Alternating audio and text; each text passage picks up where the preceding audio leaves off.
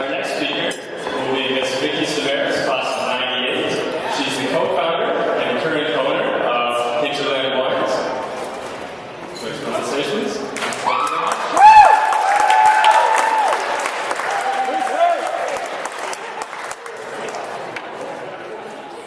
Hello, everybody. Okay, there we go. So it just so happens that I've had the worst head cold these last 4 days, and so I brought tissues that I won't read them again. So I graduated in the 90s, and I was just in a coffee shop on Lombard Street, or actually playing music from the 90s, and all I could think was, I'm not ready for this. We all, as if we were in the 90s, come on. So, Stephanie Rosar sent me an email a few months ago, maybe 8 weeks ago, and said, would you like to come and be the guest speaker at the grad banquet? And I was so touched, honestly, because I think the farther as the years pass, you actually do realize what you learn and the skills you gain from this university, from Victoria University. And then Stephanie casually mentioned that, oh yeah, when I was graduating from VIC, Norman Jewison spoke. He was our guest speaker. And then I panicked. I thought, okay, Norman Jewison, winner of 3 Academy Awards, directed Moonstruck. Have you seen Moonstruck? Because I'm not Moonstruck. Right. Former Chancellor of this fine university, and I think he's also the recipient of the Order of Canada. So I'm thinking, maybe you've heard of it. And my hero, Terry Fox, is also the recipient of the Order of Canada. So I thought, okay, so how am I going to fill these shoes? And I actually couldn't sleep. And then it dawned on me, I thought, I would do Norman Jewison. I must take him down. Give you better advice.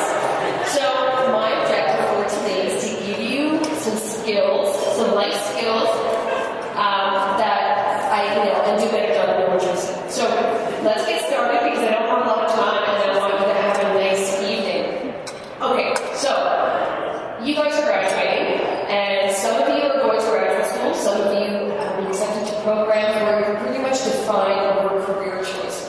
I think the vast majority of you have to still decide what you're going to do with the rest of your lives. Yes. Right? I totally understand. And even if you're in grad school, you're still going to have to face that choice. And I actually think choice, nowadays, I think we have more choice than ever before, even more than when I graduated back in the 90s. So, I think this is actually a disadvantage. I think it's a challenge because there's so much choice. How do you know if you're making the right decision? It's like your course load. The only way you know what you want to do is by taking courses that you don't like. So by default, you go into a stream that you like. And so, for me, I have a solution for you because this is what I did. So if I was giving this advice early on, I think it would have helped. And I don't like giving unsolicited advice, but you guys asked me to come, so I'm giving you solicited advice. So point number 1, this is an important one. Ask yourself questions all the time. I ask myself questions all the time. So an obvious one for you will be, what do I want to do the rest of my life? What do I find passion in? What do I do that brings me joy? There's an interesting one that I've come upon. When do I find myself in the state of flow? There's a psychologist whose name I'm not going to try and pronounce right now because I'm head cold, but I'm actually going to post this on my website tomorrow. State of flow. It's like being in the groove. It's like being in that moment where you're doing an activity. It's an action, and you forget about everything. You forget about snacking, which is what I like to do, excessive snacking. You forget about the world. Time stands still. You're doing this activity. You think like, I'm loving everything I'm doing at this moment. And for me, early on in my life, I found I like working with plants. Yeah, try getting a date in university when you say you like working with plants. But I'm married now, so it's okay. So, state of flow. Think about these moments where you find them really happy and write them down. And you're actually going to find some similarities.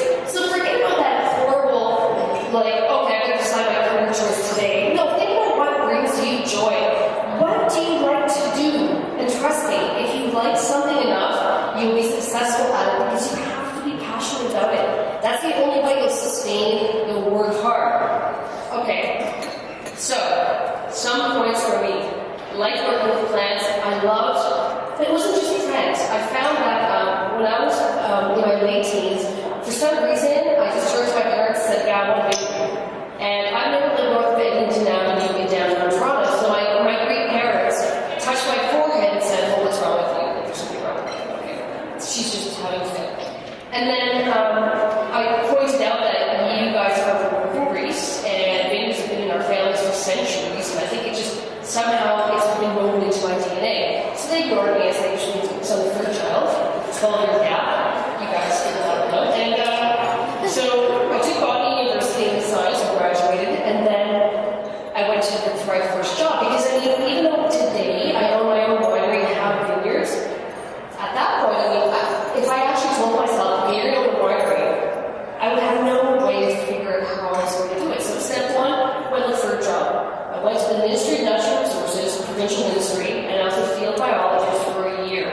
I loved it. Loved it. In that state of flow. However, my second point to help you guys figure out what you want to do, I realized you need to consider your lifestyle quotient. Has anybody here heard of lifestyle quotient? Coined by Tim Ferriss, who's an author. Again, I'm putting a recommended book list, reading list on the website tomorrow. Ignore it, but Tim Ferriss wrote a book called The 4-Hour Work Week, and he discusses the fact that you need to consider your lifestyle quotient. How do you want to live? Because when I worked for the ministry, I was a contract person, made no money, and lived with my parents. And said, well, I can't, A, that won't get me a vineyard, and B, I will live with my parents. I'm not having a good time. So, I left that. Now, I don't talk about this stage of my life often because it's the dark years. I went and I got a job in the pharmaceutical industry. I worked for big pharma. But guess what it taught me? It taught me business skills. It taught me how to write a business plan every year. It taught me how to manage money because I had my own territory. I never saw my boss. I had an office in my house. I had a client list. I had quotas. I had sales objectives. I had a budget for education. I had a budget for entertainment. So all of a sudden I said, wow, to go into the vineyard business, it's really agri-business. So I had this plant side that I felt good about. Then I had this business side, and then it dawned on me. I don't know how to make wine. If I have vineyards, I'm going to have to pick grapes. How am I going to make wine? So, what do? Do I go back to school? Brock University has an enology program. Okay, I can do that, but you know, I went to VIC College, and I think I know more than most people because I went to VIC College. So instead of leaving my job, which paid well, and I was still acquiring, I think, really relevant business skills, I actually went to the enology program curriculum, reviewed it, got the textbooks I thought would help me learn how to make wines theoretically, read the books, and then I did something that I think all of you really, really need to do. If you guys have an idea what you want to do, look to see who's done it before. Don't figure it out for yourselves. Don't reinvent the wheel. Trust me, someone's done it before.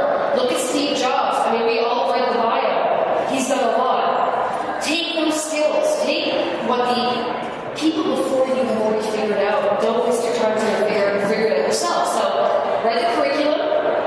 Look at some wineries in Niagara that I admire based on the quality of the wine they produce, based on, oh gosh, like, just how their reputation was, how popular they were, how well they sold their wine. Found those wineries, and guess what? When you offer to volunteer, maybe free labor, they're like, come on in, spend as much time here as you want. Free labor, and then my caveat was, well, can I ask you questions while I'm cleaning up that tank, or while I'm fruiting those vines? Well, sure, come on in. So, 13th Street was a winery. That was a small boutique award-winning winery, and they did wine that sold out so quickly that you didn't even know they made it. They were known for Pinot Noir, they were known for sparkling wine. So, take the case study approach. Then, I'm getting ahead of myself here. Okay, the other thing you need to do is once you take the time, it could take a few years, figure out what you think you want to do. Do what I did. Make notes. Okay, so I'm going to say the flow.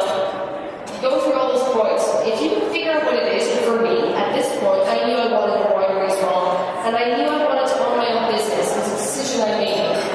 I started to think with the end in mind. Okay, so I'm going to visualize this winery and my vineyards, and I actually saw peacocks walking around, but I don't have peacocks. I saw peacocks in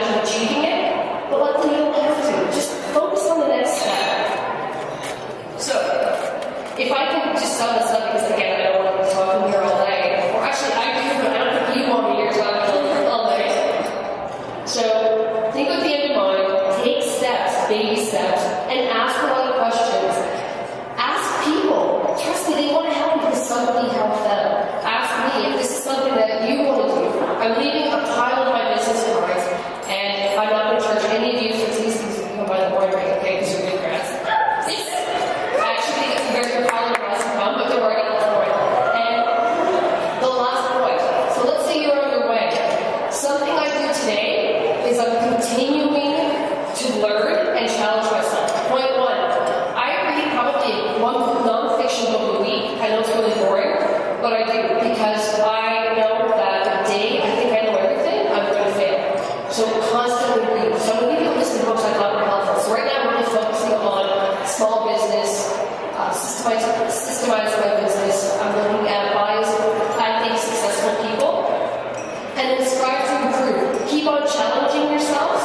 For example, because I have lots of free time, I've joined a cooperative winery in Greece, where I'm from, and I'm trying to revive an ancient varietal called Banquet. This varietal was mentioned in the Iliad of Homer, and nobody is doing anything with it. They're literally the Greeks, because I think they're just surrounded by ancient artifacts.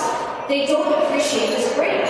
So when I found out this grape existed and nobody's doing anything with it, I said, can I make a few barrels? And they're like, sure, do it all. So I did.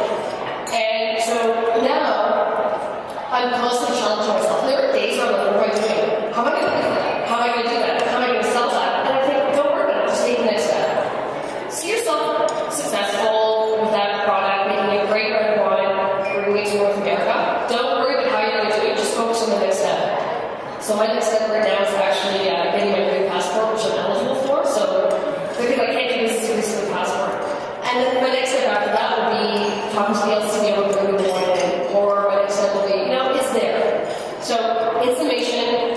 Don't worry about it. Just think about what you like to do and take that next step and have fun and enjoy yourself. Because there were times where I thought it was going to be really hard, and then it was hard. So now I refuse to think it's hard. Have fun. You guys are smart. You went to VIC. You graduated to this university.